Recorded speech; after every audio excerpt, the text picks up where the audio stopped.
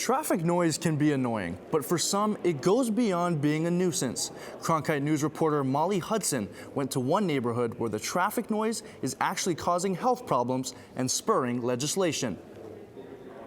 The neighborhood in North Phoenix is home to a residential community for adults with disabilities.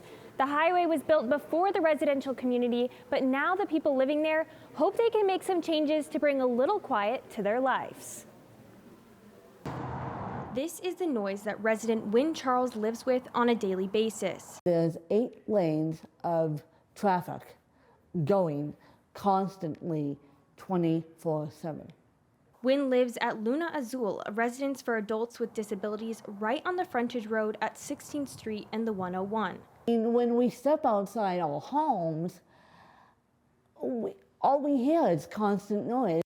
Wynn has cerebral palsy, a neurological condition that impacts her in a lot of ways, including needing to use a wheelchair.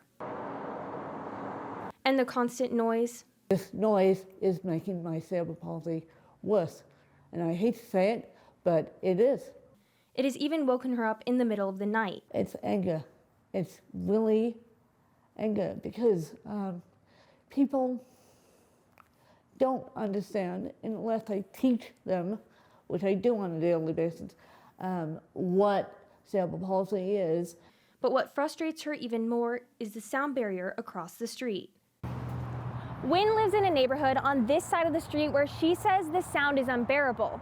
And there's no sound barrier. But if we take a few steps across the street, there's a large sound barrier protecting the desert.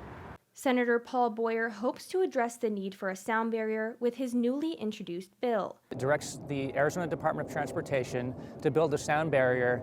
Boyer said ADOT reports that the sound level in the area was 0.1 decibels below the minimum for a sound barrier. And while the noise level may not meet ADOT minimum, it makes a huge difference to residents like Wynn, who is part of a collective fighting for the new law. Boyer hopes his bill will give residents the relief they need. We wouldn't accept this if this was our backyard, and we shouldn't expect these residents to have to deal with this ridiculous amounts of noise every single evening and during the day as well.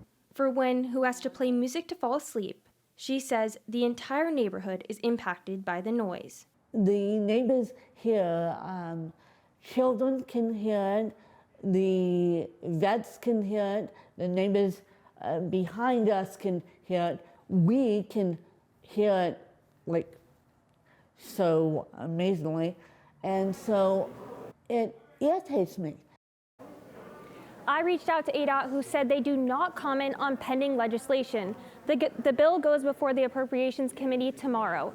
In the newsroom, Molly Hudson, Cronkite News.